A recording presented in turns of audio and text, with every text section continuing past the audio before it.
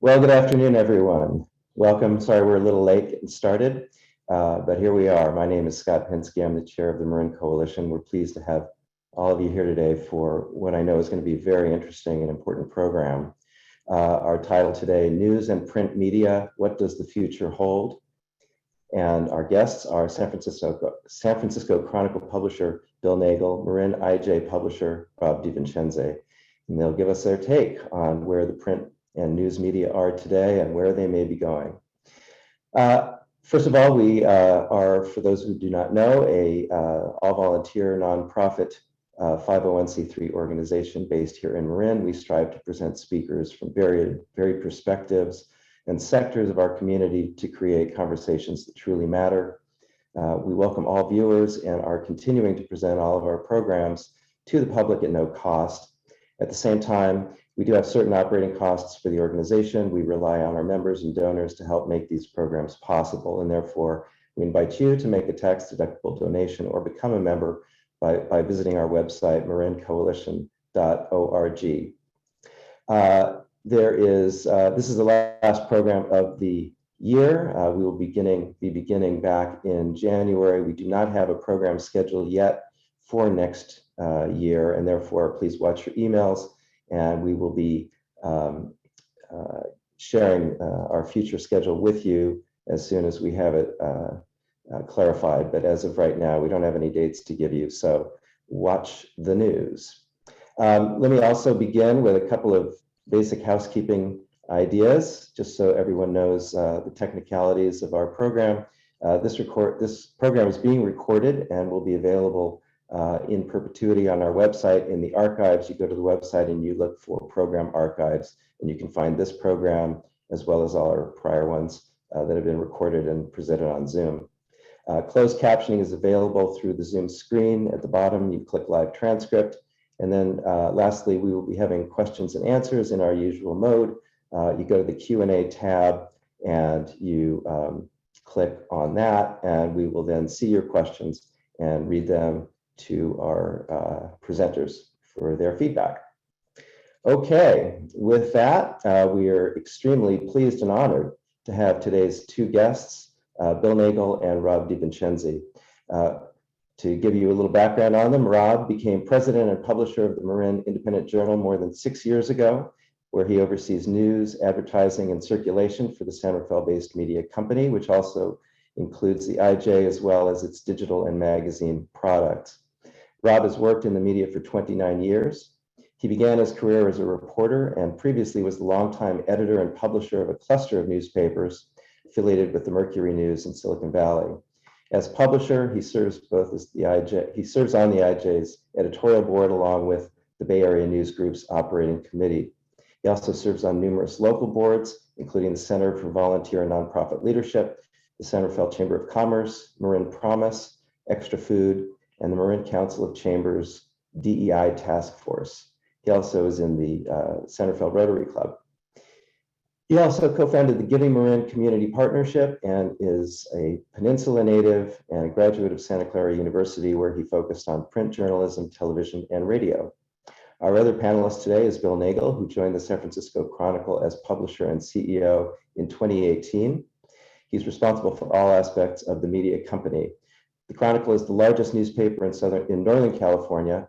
Previously, he was vice president of audience and operations at Cox Media Group, where he was responsible for growing the digital and print audience business of CMG's newspaper markets. Part of that, Bill was the executive vice president for shared services at Tribune Publishing, responsible for growing the company's manufacturing, distribution, and classified operations, as well as leading its strategic resourcing division. He held various corporate positions running marketing, circulation, and operations for the Tribune after being promoted from the Los Angeles Times, where he guided the growth and profitability of its circulation, manufacturing, and business delivery. Bill joined the Times after a successful stint as senior vice president of business channels for the San Diego Union Tribune, overseeing both consumer and advertising revenue development. He holds a BS from the University of Illinois and an MBA from Northern Illinois University. It's my pleasure to introduce our two guests today. And we're going to be having a a panel presentation or a discussion where I will attempt to present some of the topics that I think you're all interested in hearing about. We'll do that for the first part of the program, and then we will move into the Q&A as we always do, and I will attempt to get as many of your questions into the program as we can. To start though, Bill and Rob, let me ask you to give some of the lessons that have come out of the last year and a half in terms of where the COVID crisis has taken the print media, taken the media generally, what effect it might have had on your business model, on your readership, and are there any other changes that might have been made in the way that you're handling your business that would not have been foreseen 2 years ago before that crisis occurred? Either one, take your pick. Yeah. Well, I can go first if you want, Rob. First, I'd like to say thank you for inviting us to be on the panel today, and I also would like to just say thank you at the top here to all of our listeners, particularly the readers of our newspapers and any advertisers that may be on the call as well. So, it's interesting that our business is completely transformed during COVID. I would say, kind of felt like this was sort of almost a dim light bulb going into COVID of what the future of our business looks like, to a very bright light thus far into COVID. And really what's transformed there is that our digital business has just exploded for us, not only on our free site for SF Gate, but really it's the paid subscription business has really just accelerated during the pandemic. In fact, our number of our digital subscribers has tripled during COVID, and late last year we marked a watershed moment at the Chronicle where we now had more digital subscribers than we did print subscribers, and that has only accelerated during 2021. We don't see any going back from here. And we've done that like all businesses or most businesses around the country is working remote. So we've learned a lot about our employees in terms of how to make things work. And have been, I think we've done that very, very well. I'd say probably one area that we had a challenge with was the recall election, where candidly there were some things that were not working well in terms of our data with voting results coming in, and we would have probably caught that had we all been in the same room together.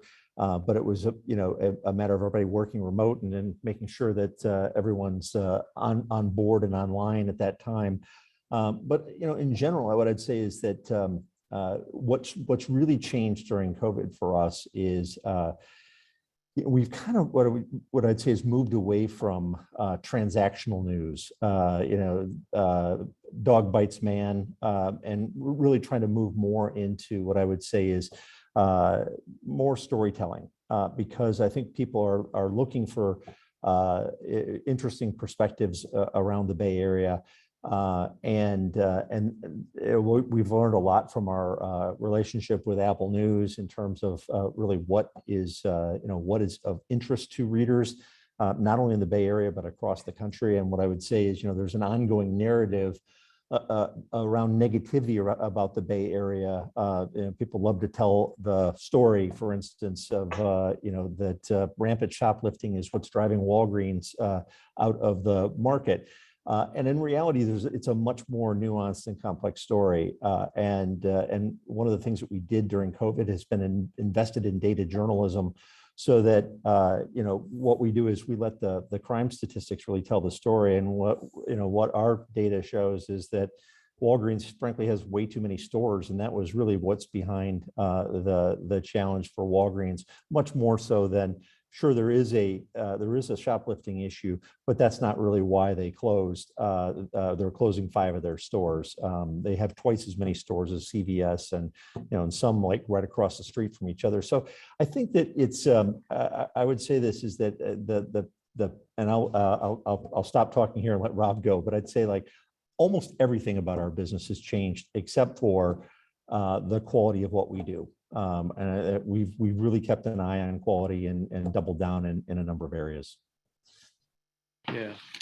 Yeah, thank you, Bill. And thank you, Scott, and the coalition for having me today, and all the readers that are on the call too. I really appreciate the opportunity. Yeah, as Bill said, I don't know, there's very few aspects that didn't change during COVID for us. And, but we're an industry that's used to change and used to pivoting quickly when we hit challenges. So we went from having everyone in our offices to only having 2 people in our offices, an obit clerk and a night editor, for the first year, and everyone worked remotely. And then after the first year, everyone worked remotely. So right now, the entire paper is being produced completely from people's homes. We have one small office set up still, but before COVID, we had the blackouts that crippled Marin for 4, 5, 6 days without power. That, as terrible as that was, we learned that we could scramble the jets quickly and put out a paper completely remotely during that time when cell towers were down and there was no power. That was for better or worse, that was the best thing that ever happened before COVID, for us to have a dry run of how we could work remotely. So as Bill said, the silver lining, I would say, to COVID is that readership is at an all-time high because of the increase on the digital side that we've seen through not only digital subscriptions, but newsletter participation and just all different elements on the digital side. We're still seeing a kind of unprecedented growth there. So that's been a nice side to it. The advertising revenues took a giant hit when COVID happened, particularly with all the event-based business, and all that went down the tubes for everyone immediately. So that's coming back now, I'm happy to say. So we're seeing some traction back there. And I think we'll talk more about just the intense news interest cycle that COVID started, and then so many other important stories layered in throughout the last 2 years. In a normal news cycle, big stories come in and they cycle out after a couple months sometimes. We were in a cycle where there was just big story after big story after big story. So there was intense interest when, print subscriptions typically, we'll talk about this more, but they typically decline every year. There was times when our print subscriptions were up year over year because there was such intense interest. And then digital was just having a very good run too. So, and circulation, we started, printing earlier to give our carriers, give Bill's carriers, we'll talk about the partnership there too, more time to get the paper out. So I don't think any aspect of our business wasn't touched during COVID. But we look like a different animal now, I think, a little bit than what we did when it all started. Wasn't there an increasing trend toward the digital before COVID anyway? I mean, clearly, 20 years ago, none of us had computers, used it for anything. Increasingly, people have been coming online to do everything, including getting their news, whether it's Google News or whether it's the digital version of your papers. But I assume the COVID experience just ramped that into hyperspace. Is that fair? Absolutely. Yeah, that was a focus of much of our industry before COVID even happened. I think COVID just put it on blast, I would say. Yeah. So as far as the digitalization of all media, for those who are old school, such as myself, who like to get the newspaper and read it in the morning over a cup of coffee, that's becoming a fraught proposition for a lot of reasons. It would seem. First of all, the sustainability of putting out a print version of your product that comes from cutting down trees and driving it around in trucks to people's homes. So there's that. And then, also the fact that some people are just choosing not to want a newspaper, and they're choosing to prefer digital, and that's the subscription that they sign up for. They don't want a newspaper, not in physical form anyway. So what's the future hold for the old school types? You want to go first, Bill? Sure, I'll go first. I think that we're seeing our business change tremendously, and we had before, as you said, Scott, before the before COVID, but really what changed dramatically during COVID was the change in our advertising business. And so what we're seeing is that the number of advertisers that, and it used to be, go back to the 1980s, advertising revenue would have all been print, and it was roughly 85% of all revenues of most newspapers. The reader made up a very small portion of the overall revenue base, and it was really kind of much like the magazine business was a kind of rate-based game, and so you're trying to get as large a circulation number because you'd have preprint revenue. Those would be the circulars from Target or Home Depot that you'd see in your Sunday newspaper.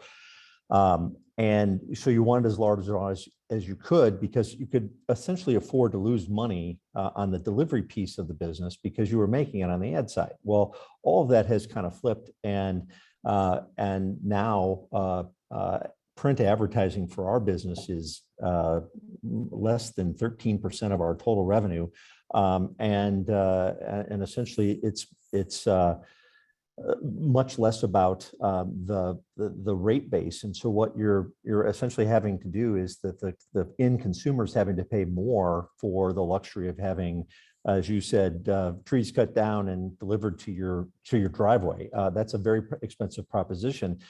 To try to reduce some of that footprint and burn of resources. Rob referred to it earlier. You know, we've partnered up. We essentially deliver everything in Marin County, in almost everything. Any daily newspaper is delivered in one car. You know, we're the number of printing locations in Northern California has decreased. So the Sacramento Bee closed their printing plant a year ago, and they're now printing with us. And so that is one way we're trying to be good stewards of the environment, but it's also an economic necessity too. And you know, in terms of, I don't have a crystal ball of what what the future of print looks like, but what I would say is that there's a lot of experimentation that's going on in the industry. Sacramento, I mentioned earlier, they've essentially eliminated their printed newspaper on Saturdays, mainly because there's not a whole lot of advertising revenue. It was seen as less important news-wise, and it was a way to experiment with seeing whether customers would really make the transition over to digital, and they're seeing success with that. And when they did that, they're our delivery partner in Sacramento. So essentially, all of our customers went over to a Saturday digital newspaper, and we saw the same thing. Customers will make that transition if that's what's required. But what we're trying to do is, print still makes money for us, and I think that Hearst is going to be in the printed newspaper business for quite some time. But I'd say we're going to probably experiment with some things where will there be days of the week where we might, that might not be printed, or, Rob mentioned the deadline issue, that continues to be a weighing issue on us. We still have the nightly sports scores in the newspaper, in the printed, but we just completed some research in our, not everybody, but a good cross section of our readers were saying that they don't rely on us for the final score any longer. They do rely on us for Giants and 49ers information. So what we're looking at is, can we be more valuable to our readers by providing information they're not going to get from some other source, and move away from what's transactional information. What I think what may end up happening with our newspaper is I think we will print a newspaper even if it's losing money. Because I say that because we've reached the point now in our trajectory at the Chronicle where we have enough digital subscriber revenue that's paying for our entire newsroom. So we don't essentially, if print went away tomorrow, we would have a sustainable newsroom for the long term. So the Chronicle will be here for a long time because we've made that transition.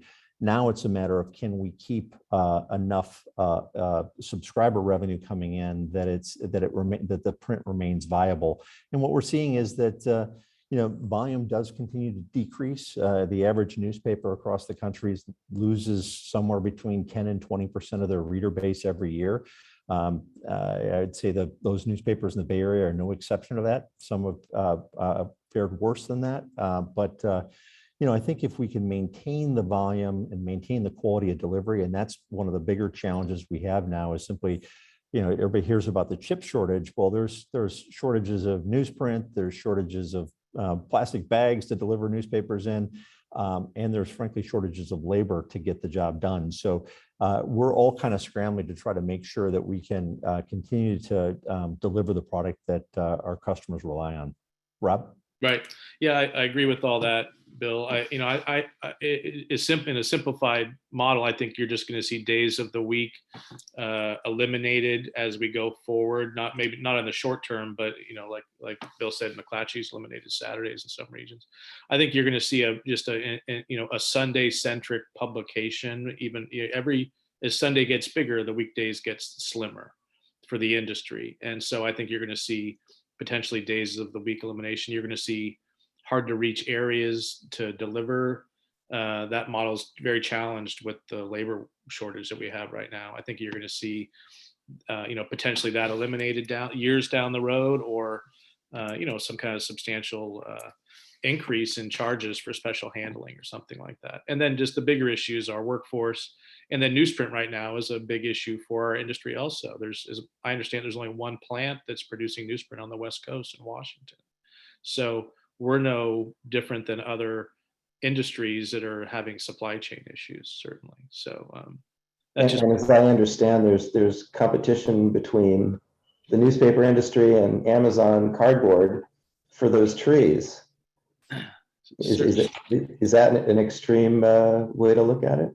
I've certainly read other research on it, or just reports that the hardboard industry plants have shifted to that. Now, I don't know how much on the West Coast, but other areas of the country, certainly the demand is there with the appetite for home deliveries coming to your home through Amazon and other vendors.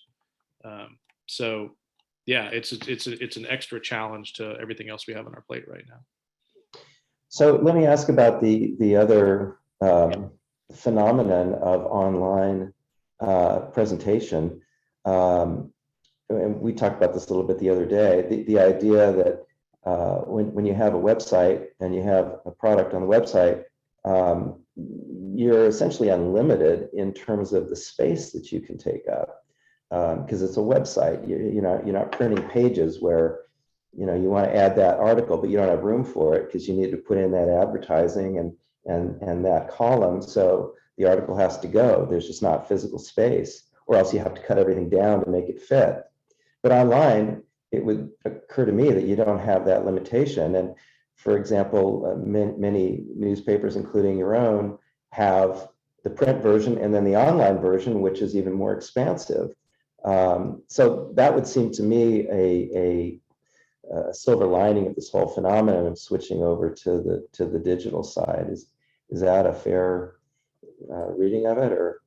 Yeah, certainly. I think, we basically, at least we're trying to get content to you in whatever manner is most convenient for you, that works best for you. So that might be through an app, that might be going straight to the website.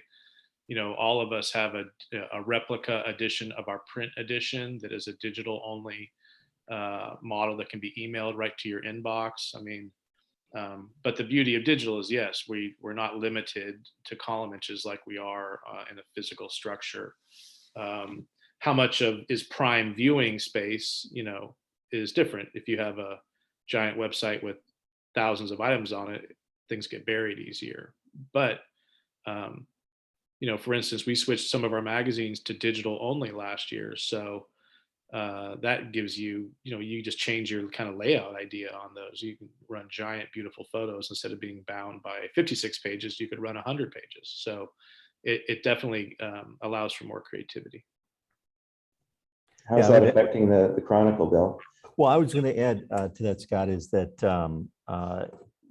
what our readers really like about our publication and Rob's is that, it's the high quality information, but it's also a curated experience. So, one of the things that we're trying to do is really be, we've put information into various quadrants, and one of the quadrants is called meh.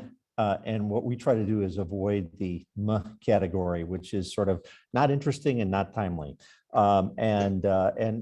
Candidly, we sometimes we write until until we're out of words. And the challenge is that the vast majority of our audiences, this is the device they are using to read our content, right? And so, and the average attention span of somebody on that device is that of about a butterfly. And so you really have to be mindful of that experience of really what to get your point across and get it across quickly. And then there are others that really do want that in-depth read. And so it is a delicate balance to try to what I'd say is serve up what we think is the information that is most relevant to the narrative and to the discussion points that the community needs to hear. So from whatever side of the aisle you're on, we want to be partial and non-biased, but it's also, you do have to make decisions in terms of not just publishing everything, because we want to be mindful of our readers' interests. Well, speaking about content, I'd like to take us into a topic that I think a lot of people think about a lot and are concerned about a lot. Not exactly sure how to phrase it, but I'm gonna take a stab at it here. I think most of us are aware of the fact that we're living in a period of intense political polarization, and the very essence of what is a fact and what is fake news presents the average citizen with dilemmas about what we believe and take to be true. The news business is caught in the center of this, and this fact is exacerbated by the fact that the news industry is diffused and deprofessionalized by the presence of all of these cable news programs that are really entertainment, not news, and obviously the rise of the internet, where you have websites that don't even pretend to be journalism enterprises. They're just people with a website. So how does a traditional, ethical, professional news organization such as yours deal with these pressures? I know that's a huge question, but I think our audience would be interested in hearing what thoughts you have. Rob, why don't you start? Sure. Well, my experience has been in print and running a media company. I don't have personal experience in broadcast, and I worked a little bit in radio, but the last, let's say, 8 years or so, that polarization has never been more divisive. It's certainly, I think, exacerbated more on broadcast than in print in general. I think as a consumer, if you gravitate toward legacy brands like the Chronicle or like the IJ or any of the, mastheads that have been around for 150 years, people are in newspapers because they love what they do. They're certainly not here to get rich. And all of, my staff, they're here. I mean, every reporter in the world has some kind of bias on everything, but our job is to shut it off and to present news objectively and get balance and multiple sources, and shut off any personal bias and let the reader decide. And I always think that we should be like, a really good game, a really good World Series game. You should remember the game and not a call that an ump blew. And so I always want us to be kind of a invisible referee in the whole matter. And I remember the hot dogs myself, but that's just me. But you get my point that, I think it's never been worse. I think the biggest problem is that analysis is presented as news often. And so opinion, subjective content is often, particularly on broadcast, presented as an objective news report, and it's not labeled as such. And even some publications will run something that I think has way too much opinion in it and way less of an objective presentation. It's okay to do that if you label it as such, but if you don't, then it confuses people. I think that the blending of those two lines is never been more murky than it is right now. And I think, I'm sorry, go ahead. I didn't mean to yeah, cut no, you off. I just think though that is really exacerbated. And then, I think as news consumers in the last couple of years, people gravitate toward what makes them feel good and what they're comfortable with. And if that's the only news you're consuming, then I think you probably don't have a balanced enough diet. I always tell people, I always listen to things on the way home that are completely different than maybe my personal, my viewpoint, just so I'm uncomfortable, because I want to see what else is out there and know that you need a balanced diet of this stuff. And there's a lot of crud out there. I agree. So. Well, so you're referring to the echo chamber, I guess, and when you use the term analysis to describe some of these broadcasts, I think you're being very generous. But maybe that's too kind. But anyway, I think that's where the water's muddied the most. That's the biggest problem, I think, and networks that aren't even pretending to be objective anymore. Right. Before we hear from Bill, Rob, you shared with us a couple of slides that I'd like to show our viewers, just so that they can see what you were able to give us to guide us as your thoughts on how to, I guess, properly consume information out there. Let me put the first slide up and let you share some thoughts on it if you like. Yeah, I won't go through it all, but really just, real news, objective news is presented by trusted legacy brands. It's just, as Bill said, this is curated content. It's prepared by a reporter with multiple sources. It's vetted by multiple editors, goes through a copywriter. Others are reviewing it. It's not just a blog. It's not just something that somebody puts up with no one else fact checking it. These are people that have devoted their lives to journalism, that degrees in journalism or some other related field. And our goal is to inform people. If you're furious or angry or crying, except if it's an emotionally touching, story, it's probably not real news. It's probably intended to make you have a strong reaction to something.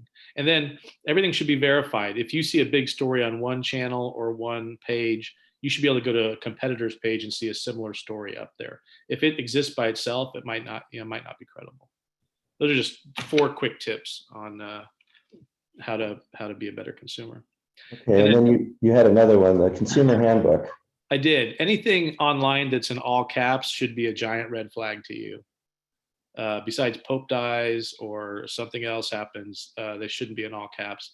If you're getting slammed with banner and pop-up ads, might be a clickbait site. Look at the domains that you're clicking through to. Is there a .co after the URL that you think you're on? It might not be the site that you think you're on.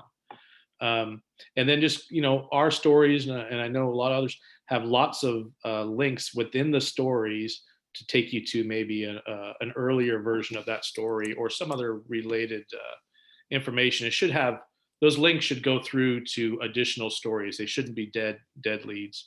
And then the rest of this is just, reputable outlets, and read the headline better match the content. If it doesn't, that's a big red flag. And as I said, if it makes you angry, furious, it's designed to do that. It's probably not objective news. And then on social, we all have friends who share things that we just roll our eyes at. If it's not a vetted thing, don't share it. Don't contribute to the problem. Social is we didn't talk about social when we talked about fake news, but man, if there's one thing that's really exacerbated this, it's that. So. Good tips, Bill. Yeah, and I was just going to go there on social is that, I think that the real challenge with, as you look at our business is that as a publisher, you're held accountable for what runs in your, if we publish something that's not true, we will be sued. That I can guarantee you that. Where if you read a fake news story or something, you just say that's just obviously outlandish, and it's on one of the social media sites or YouTube video.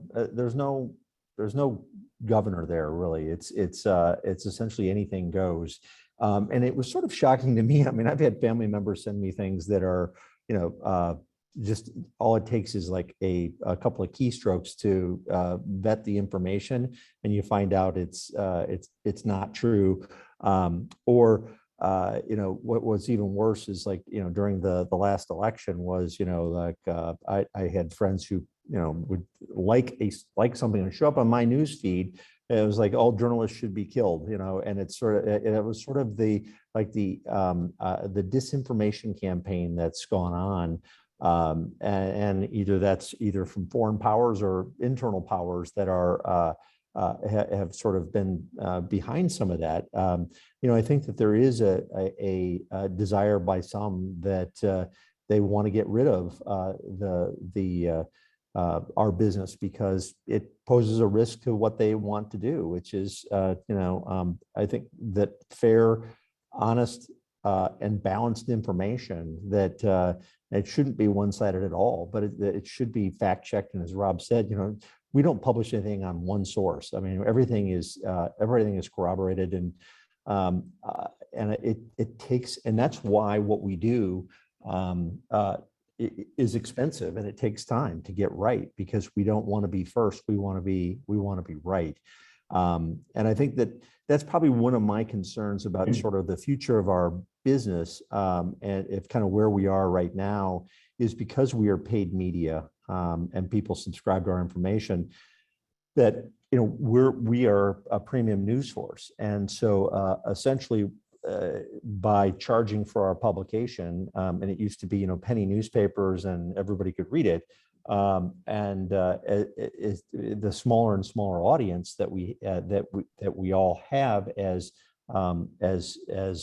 professional media, leaves a bigger and bigger swath of the population that will be left to everyone else to kind of figure out like what information can we share with them that's going to sway the way they vote or the way they think, the way they go about their daily lives. And that's probably one of my biggest concerns is that how do we keep professional media to be accessible for a much larger audience? Because I think the risk really is that people will sort of tune out because it takes an effort, as you know, Scott, to keep informed.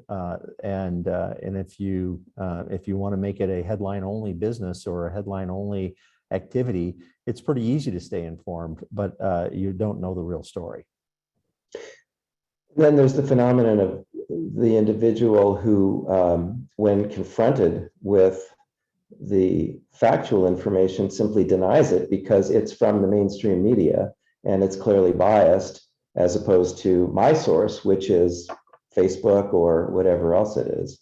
I don't know how you handle that issue. You guys aren't psychiatrists or sociologists, you're in the publishing business, but clearly that's got to be something you talk about all the time.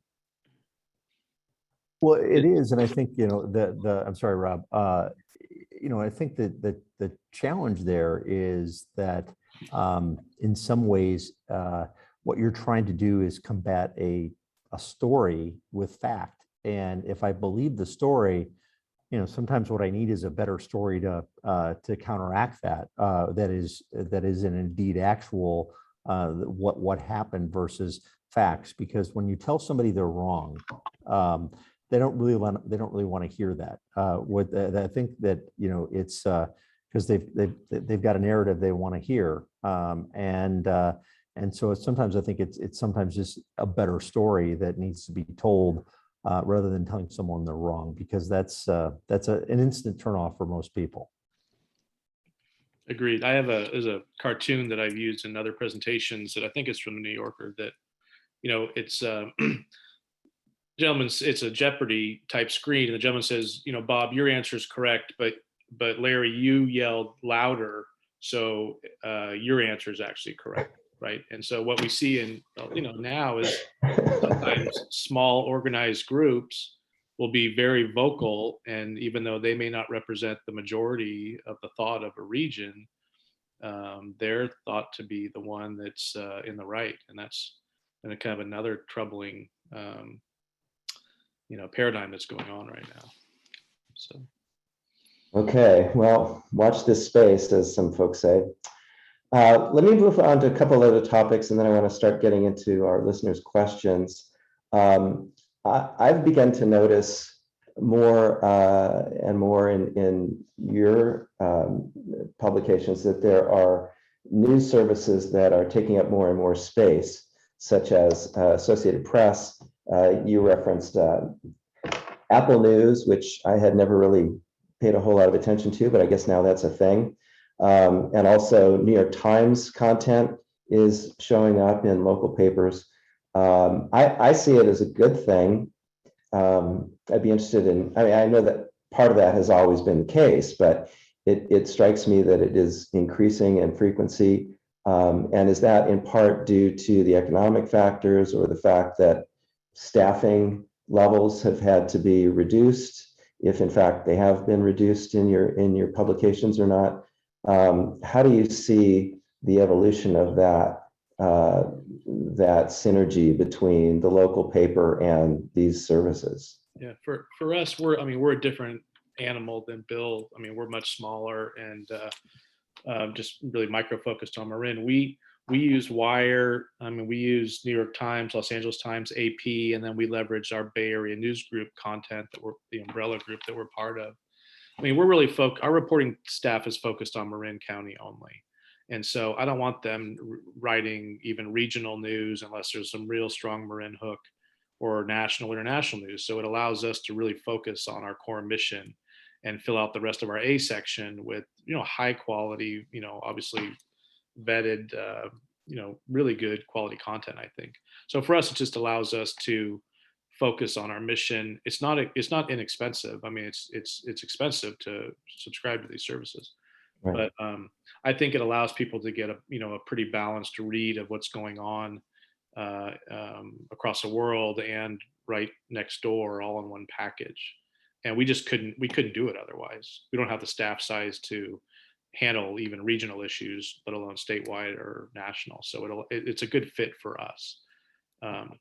So you have no correspondent in Abu Dhabi, you're saying? No, I don't see him in my budget, or her. No. So, but it just allows us to focus on our mission better. It's not what we're trying, we can, yeah. So that's my take on it.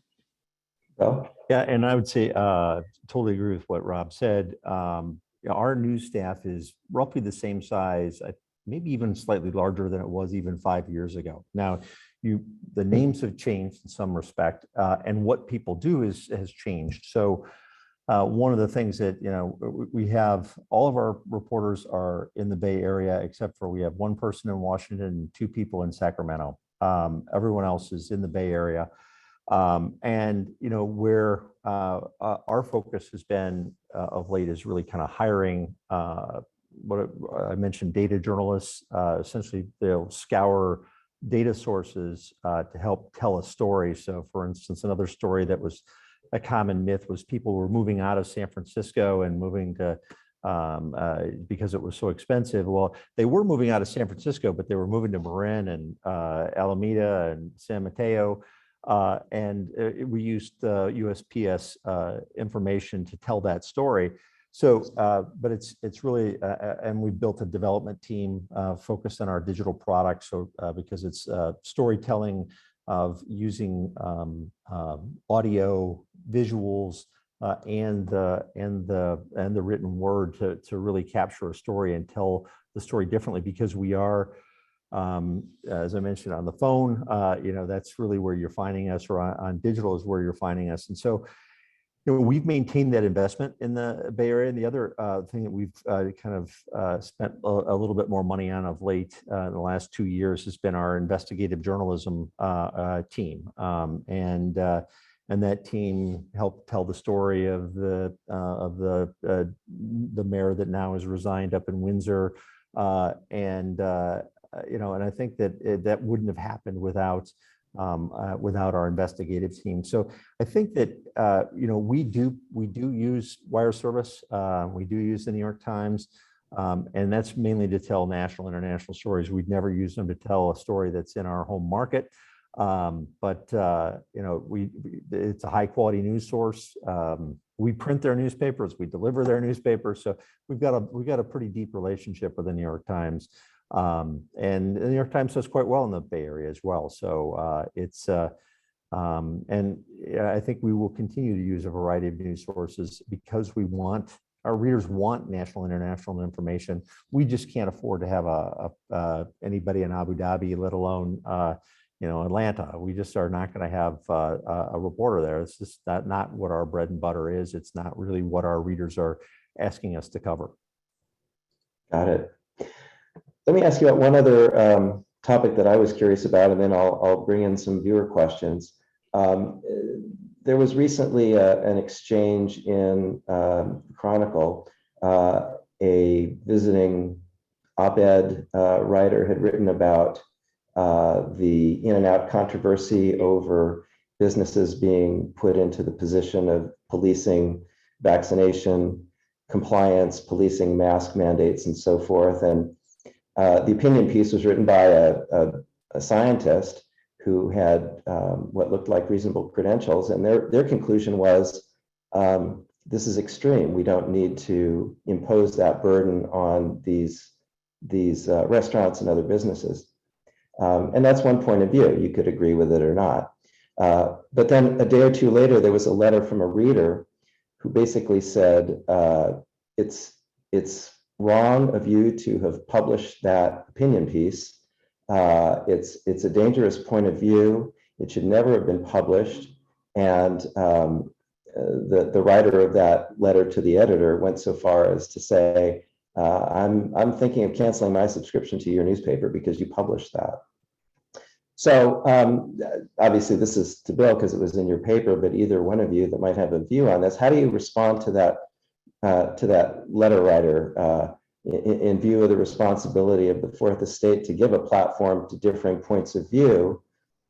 And obviously, where do you draw the line between a legitimate opinion that deserves to be given expression versus dangerous or irresponsible speech? I know this question is probably, at the very core of everything you do every single day, but I'd be curious if you had any thoughts on it, because it just got so focused by that one letter and that one editorial on this COVID issue that everybody's focused on for the last 2 years. And I thought, well, let's ask the people that are putting it in the paper what their thoughts are on it. Well, I would say this is since it appeared in our newspaper.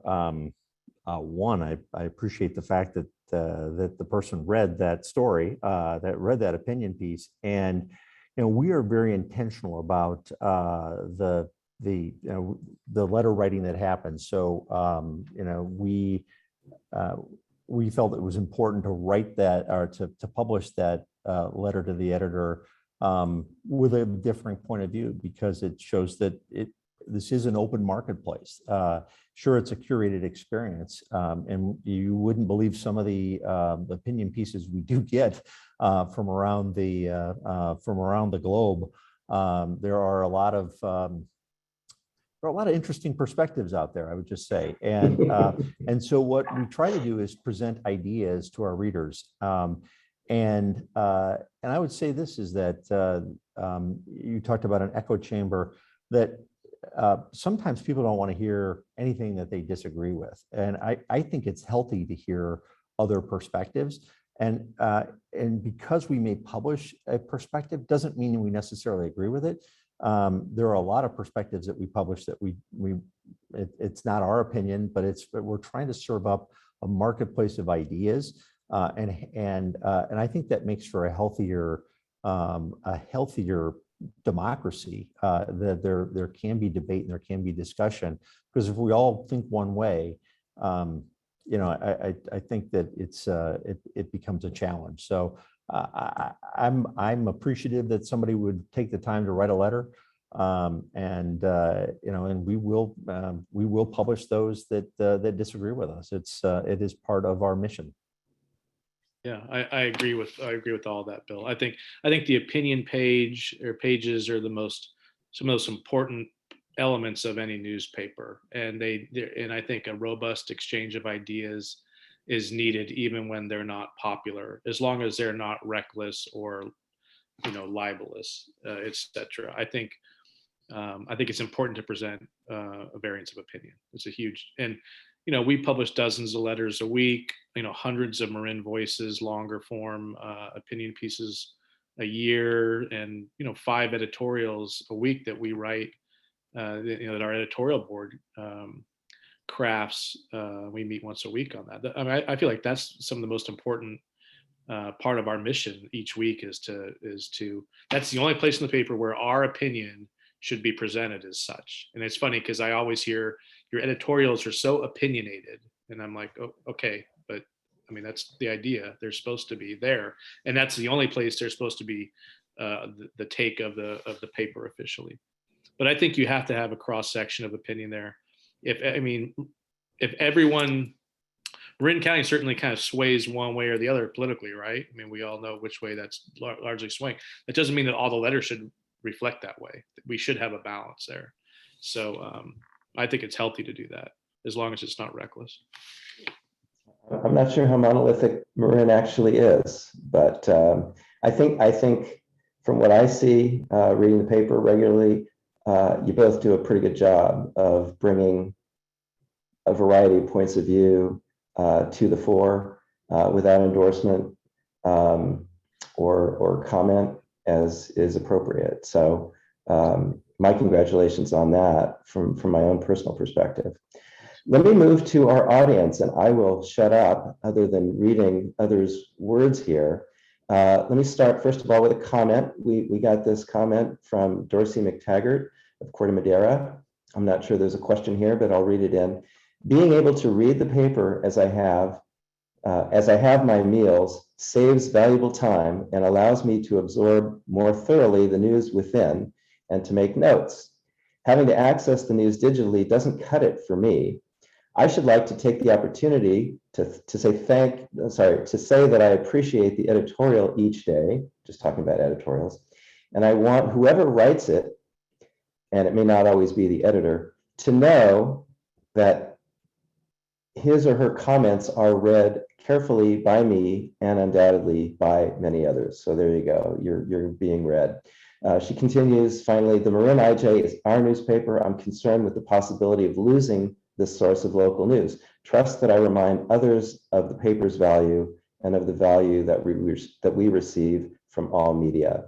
Okay, so that's Dorsey's comments, and I don't know if you've got anything to respond, but. Well, I appreciate those comments very much. That's really, we're going to be changing, but we're not going anywhere, right? Our model's changing. And I appreciate your comments about the editorials. We try to be very thoughtful about those. Brad Breithaupt, who some of you may know, who worked for us for 40 years, still pens most of the editorials, and 5 of us, including a public member, get together weekly to talk about our take on a local issue. So, and I personally edit, do a final read on all of our editorials every day. So thank you for your kind words there. Sure. All right, let me jump into some questions. Jim Oser asks, my newspapers come in a plastic bag. The bag says that it is recyclable and that I should go to a website to see where to recycle the bag. The website says that I can recycle the bag at Safeway. I've been told that Safeway may collect bags, but that they end up in the trash.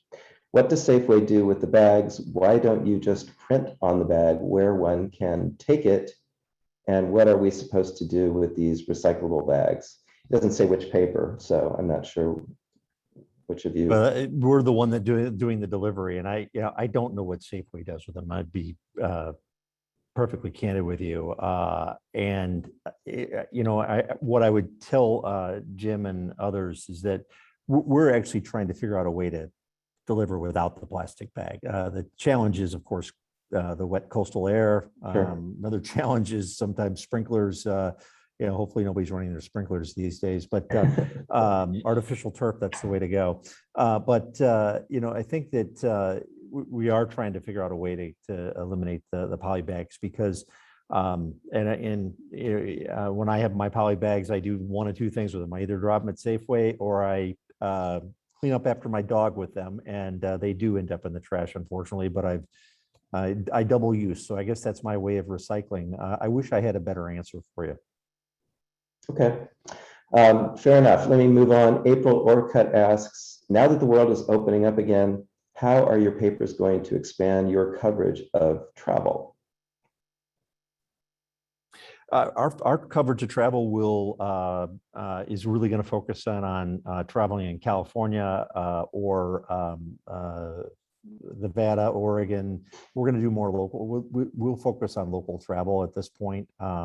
There's still a lot of rules around international travel that, frankly, at this point, we don't see that as a huge demand yet. But our focus is really going to be on local travel. Yeah, same. We don't have a writer who particularly handles that. Our lifestyles editor curates content. A lot of it comes from Bay Area News Group, but I think the focus is going to be state, in California. It was during COVID, you couldn't go anywhere. You couldn't go to a movie. You couldn't go to the theater. You couldn't travel. But our lifestyles writer and editor, we kept them employed. We just pivoted them to different things. So they are thrilled to be able to write about things again. And I'm sure same with you, Bill, your lifestyles people had to kind of repurpose what they were doing. And I think they're thrilled to be back and covering things that are meaningful to people again. So, yeah. Okay, we have a question now. This goes to the digital platform and accessibility.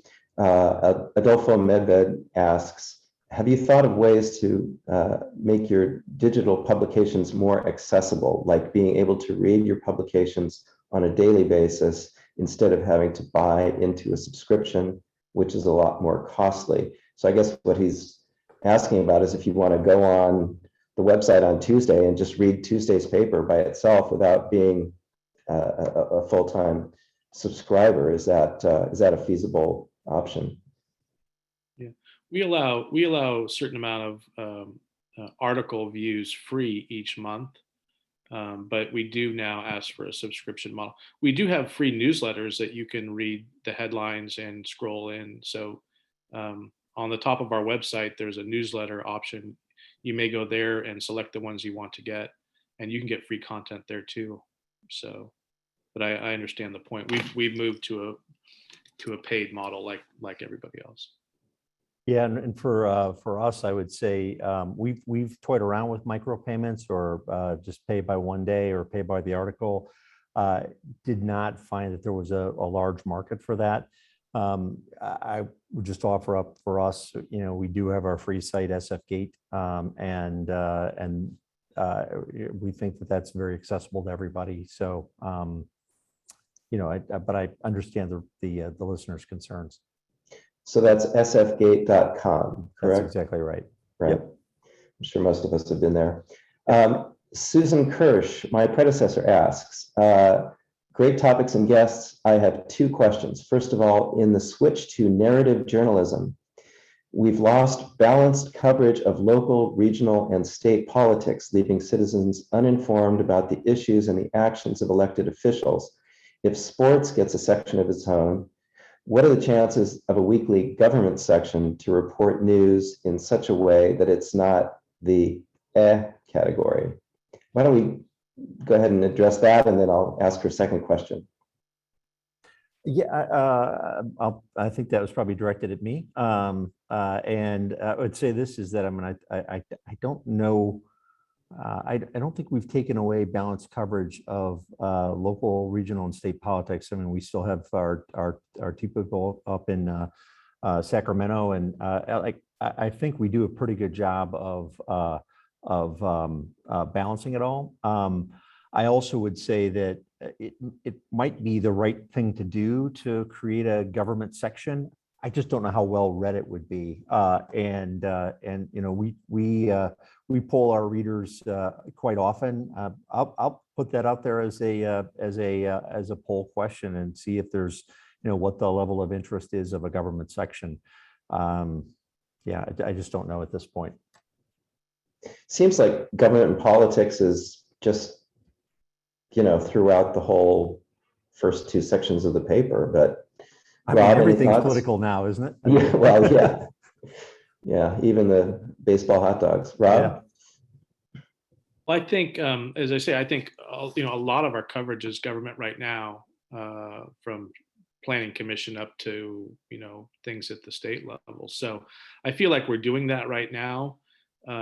It may not be, we think it's presented in a balanced fashion, but perhaps you don't, and that's fine. I think looking forward, I think our business is going to continue to be very specific on what your likes, what the things are that you like, whether that's wine or government, or sports. And you're seeing lots of publications devoting things like newsletters specifically to topics. So for us, I wouldn't see a government only section in the IJ print version, but I could certainly see perhaps a newsletter that you could subscribe to that would pick up anything that's of a local government or regional government story that fits into that bucket, and that could be curated and sent out to you. That could be achieved, absolutely. So I appreciate that suggestion. And her second question goes to this balance question that you alluded to a moment ago. Here's her take on the affordable housing coverage. Reporters and editorials, and again, not clear on which publication, whether it's the IJ or the Chronicle that she's referencing here. Reporters and editorials seem to favor the corporate YIMBY perspective without giving equal balanced reporting on efforts to maintain local control over planning and land use. How can we get more balanced reporting on this issue? It might be aimed at me, I'm not sure, or us, but we're going to great lengths to try to present balanced reporting on this topic. I mean, I think we cover housing, I bet 4 days a week right now. I mean, it's such, with the housing mandates, all of the cities pushing back on that, the state coming in and like the project that's being proposed near San Quentin right now that we just reported on, the state essentially coming in saying you're going to have no local control, we're going to make the decision, or very little local control. I mean, I feel like we cover this topic a ton. Maybe it's not, I would appreciate any note, Susan, about specifically how you think that we could do better or how we're not fulfilling an objective role there. But we report on this topic a lot. So if you think we could do better, I'd certainly like to hear that. Anything to add, Bill? It's, the state is tortured with the housing issue, right? I think that there is a desire by the state, and that the population is growing, and it's clear we need more housing. The challenge is that I'm not sure we're going to have any water for anyone to drink, once the houses are built. So I think that there is it's a challenge across the state of trying to figure out what is the right way to add population to the state, because the state is going to grow, and candidly, there are locations like we just reported on a parking lot that we're trying to create into 550 housing units, and the supervisors of San Francisco voted that down. And I don't know. I'm sure some people were opposed to that project, but I just don't know. It is such a political issue that you've got the YIMBYs and you've got the NIMBYs and you've got everybody all over the board that on all sides of the issue of housing. The one thing I think that the state shouldn't allow is anyone to reduce housing units, and that happens where people take a duplex and turn it into single family housing. It shouldn't. They should make sure that doesn't happen, and I've seen that happen in San Francisco. Okay, let me move on. Woody Weingarten asks, how is it possible to expand news coverage when staffs have shrunk considerably? We touched on that with the news agencies, but if there's something you'd like to add, go ahead. Well, I'm proud to say we maintained our newsroom 100% during COVID. We didn't shrink. It is a challenge. You have to pick the stories that you think are most important to cover, and there's some things that we aren't able to get to anymore because we don't have a staff that we did, say, 20 years ago. But we're not contracting anymore. Uh, uh, it's a challenge to do long form investigative journalism when you have a small staff, because if you're trying to get one story a day written, let's say if you're a daily reporter, it's hard to pull off and devote a week toward a project. But as I said, we're focused on Marin only and letting the wire kind of do the heavy lifting of filling out the rest of our A section. It's a hard job. I mean, they're balancing multiple stories a day, and for both, I'm sure for Bill too. These people did an amazing job, in my opinion, of covering not only this terrible time during COVID, but attending rallies, putting themselves in harm's way potentially over the last 2 years when a lot of us had the luxury of working from home. They were out in the field doing it. So I'm really proud of our reporting team. Okay, let me move on. We have some kudos from April Orcutt. No question, but she's writing, thank you, thank you, thank you for upholding solid journalism standards. We should just end right there, but I'll go on. Leonard Hoffman, one of our board members, I think this has been covered, but I'll ask it, and if there's anything you'd like to add. He's asking, is it good news reporting to present pros and cons on issues that are important to the public? I think you've already addressed it, but anything else to amplify? Okay. Jerry Peters asks, your chart of how to check out fake news is great. However, as a paid subscriber to 5 newspapers, I often find one national newspaper leaves out some news or delays news as much as a few days, giving a false view of certain events. I can readily see it because I have other sources to refer to. Most people do not have these resources. How can they get a fair and complete view of the news, especially controversial subjects, especially news articles that are really unlabeled opinion pieces? Well, I think it's a great point. I think it's just as important to me to see what's omitted from coverage as it is to see what's covered. And so I don't think there's anything malicious. Like if we covered something a day after the Cron did, or it's probably a timing issue, a deadline issue. It's not a something that we're doing intentionally to try to bury an important story. A lot of this goes down to logistics of how much lead time do we have from the time an important story broke to when can it be written, to when can it get paginated, to when can it get buttoned up, and can we get everything in and printed by our deadline every night. So some of it might seem malicious, but I don't think, at least for our publication, I don't think any of that is. But I totally get the point, and I appreciate, I think seeing what's not in a paper is telling sometimes too. I don't know if that helps or answers your question. Okay, we have a comment here from Jerry Peters again. I'll just read it in since we were talking about this a moment ago. Our sanitary district has checked up on Safeway, and they do recycle their bags to a company in the valley. Doesn't say which valley, but there's your data there. Linda Jackson asks, will we see the day when girls and women's sports receive the same amount of coverage as boys and men's sports? I think if you do the data of, this topic is something we talk about a lot. We try to be very balanced in how we approach this topic. We hear that once in a while, and I haven't done a measurement of inches of how much women's sports and men's sports, at least in preps, is covered, but I think it's pretty darn close. I mean, we really try to make sure we're balanced there on the prep stuff.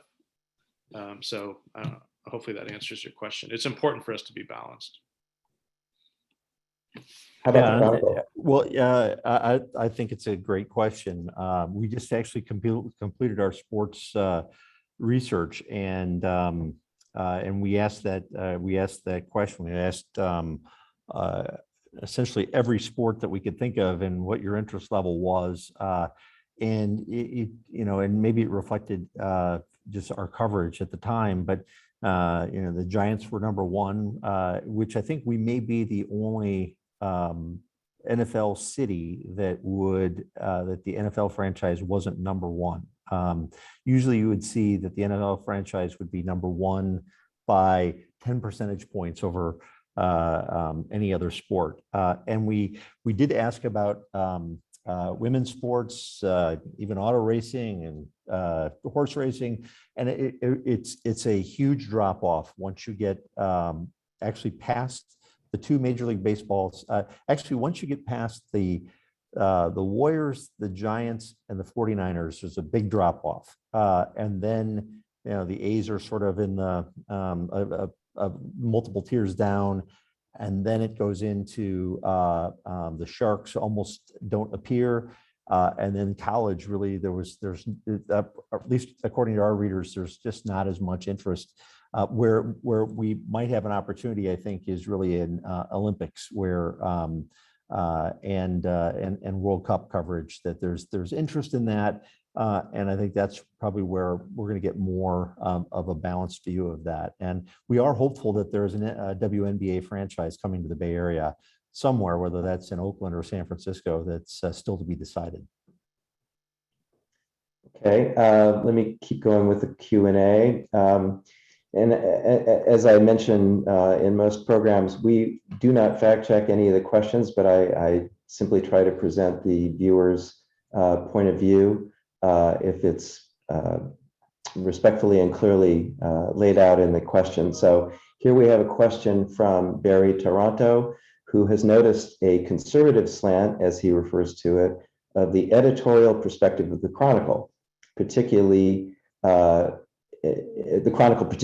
and he says that perspective bleeds somewhat into the news coverage as well on certain issues, such as Prop 22 being endorsed. Why is this happening is his question. So question to you, Bill. Yeah, it's funny, Barry and Scott, I would tell you is that if you asked a conservative, they would tell you that why is the Chronicle gone further left? Right. We try to maintain a left of center position that if you look at who we've endorsed for main offices, presidential, you'll see left of center is where we firmly are. We did endorse Prop 22, and partly of that was we thought AB 5 was an overreach, and frankly, bad legislation. That was AB 5 should have been driven by a good law would be created in the Assembly and the Senate, and then gone to the governor to be made law.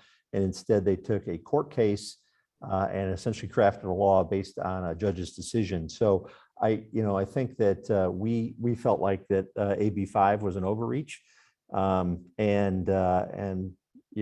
frankly, where Uber and Lyft were coming in, we felt like, and we had a lot of sources in Sacramento, and I think that our point of view was that there had been a lot of discussion, and essentially. Those that were so far in favor of AB 5 sort of won out and decided that they weren't going to support 22. So we felt like that was a good piece of legislation or at least that for voters to vote on, and that's where we ended up on that position. But I'd say in general, you're going to find us firmly center left. Interesting. Rob, any thoughts on where the IJ comes out, or? No, I think we have I'd like to think we have a pretty good, center and left of center, not far left, not, one what's interesting, I think, in any publication is that the content that it covers is reflective of the topics that are important to the people who live there. And Right. so the content that we cover is way different than what's covered in Missoula, where my son lives, or another part of the country. And so people might paint you as a left leaning paper. Well, a lot of the content and is reflective of the topics that are important to people in those communities, and that's what we're reporting on. So I don't know if that And, makes and, sense. and just to be clear, when both of you characterize your publications as left, center left, whatever wording you use, I'm assuming that should be taken to reflect the editorial Right. direction, not the news No, content. that's what I'm speaking of. No, if you had to put everything into a bucket over the last 20 years, I'm talking about our editorial and our opinion page of subject Right. of the paper, not of our content. Got it. Okay. I thought that was important to clarify. Adolfo Medved asks, if I want to read the IJ for local, the San Francisco Chronicle for Bay Area news, and the New York Times for national news, I would need 3 subscriptions, averaging $20, and then about $150 on cable. Fake news is free. Maybe that's why they are exploding. Not a question per se, more an observation, but any reaction to that? By the way, I have all those subscriptions too, and I think it's not only is it something I would do anyway, but I feel that it's a public service to support these media organizations. I'd just assume if the New York Times were free, I'd probably send them a donation anyway. Just like Carlos Slim. I would just encourage him to go negotiate his cable bill. I think you can do better than that. Okay. I have no idea. My wife pays our cable fees, so I don't know what it costs. All right, let me move on. We've got time maybe for 1 or 2 more, and then we'll have to wrap this up. Josh Labresco, for the Chronicle, I understand that you do not wish to offer free online content, but I think you should make it free to forward an article to others. I tend to forward far fewer Chronicle articles than I used to because I do not want to take time to copy, paste, and edit. Allowing free forwarding can only increase your visibility among people who might not otherwise be aware of your publication. I didn't realize there's actually no opportunity to forward things for free, or maybe there is, I don't know. First view is free. So, that's if your friend is getting multiple articles, that's when you're going to hit our pay meter. Okay. So any thoughts on his suggestion of loosening that up to increase your reach? I would say related to Reach, SF Gate is our Reach publication, and SF Chronicle is, I tell you folks, we have a newsroom of 165 people. That's up from during the pandemic. That it costs a lot of money to run that organization, and I just think everybody should. I think if more people subscribed, we could probably keep the cost lower. But we've made the decision that it's a paid publication, and we think that's the right decision.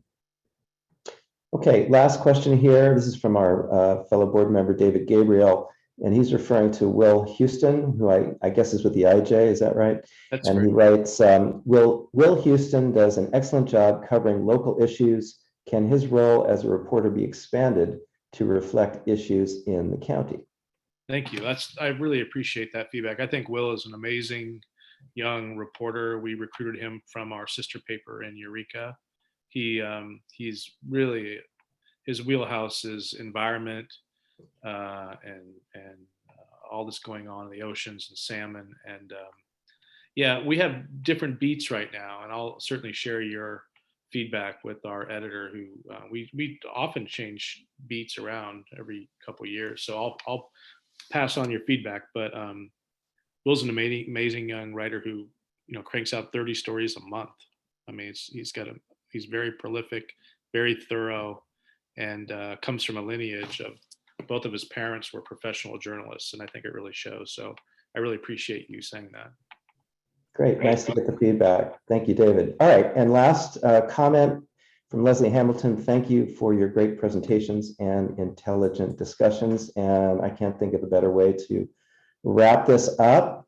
We are unfortunately out of time, so I'm going to thank our guests for their amazing take on an area of the world that we all think a lot about, and that is very important to each of us, I'm sure, every day. So we were very anxious to get this presentation going, and glad we were finally able to bring it to you.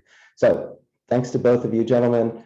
This has been recorded again. It's going to be online either later today or tomorrow, so you can forward the link to this recording to anyone in your sphere at no cost, and we hope you will. Thank you for watching. Our next program will be announced shortly, we hope, and we'll get that information out to you. In the meantime, thanks for tuning in. Thanks to Alan Shavitz for putting on another terrific program from backstage. Thank you, Alan. And to our members and our audience, thanks for tuning in. We'll see you next time. Thank you.